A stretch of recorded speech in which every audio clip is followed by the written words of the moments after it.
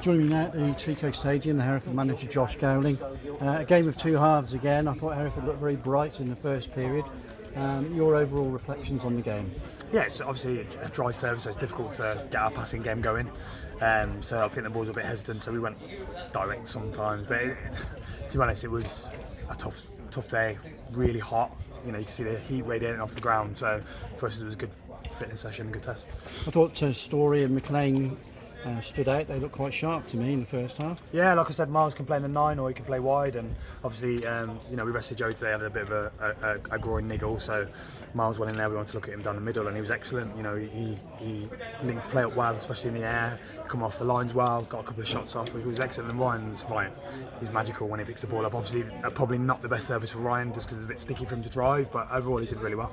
It just shows that positive attitude, though, doesn't it? Yeah, it does. You know, if you look at us, we break quick. It probably wasn't the most thrilling game in the world, but when we did have our little spells, we broke quite quick and we had some good interlinking play around the box, so which was pleasing.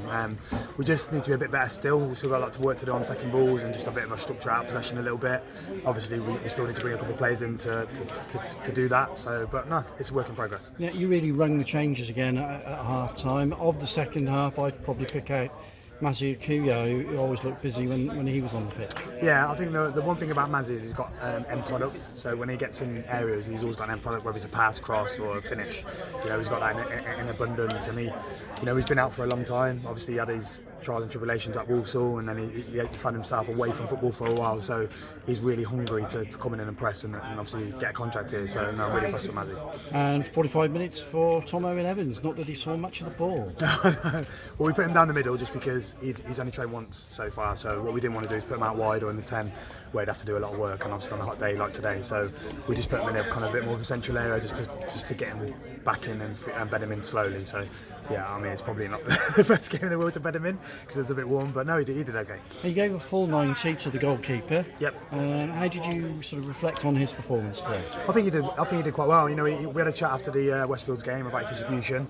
So I think at times, sometimes he probably under pressure he kind of went anywhere. I think, but this time, you know, we had a chat and he made the adjustments. He's good shot stopping. You can see he's agile. He comes for crosses when he can, and his kicking's decent and he kicks a long way. So I was impressed with him. Will Brandon Hall be back against Shrewsbury in some shape or form? Yeah, Brando again today. Obviously, we've been training tough. I get my keepers doing our running as well, so he was a bit leggy. So we rested Brando today, so he'll be back in training on Monday. It's fine. And Jan Kukaiski as well, we saw coming in there. Yeah, Jan's obviously he was away, obviously with some family issues last week. But yeah, he started in the midfield and then he started in between the back three when we changed it in the second half. So yeah, he's versatile and that's the players we need.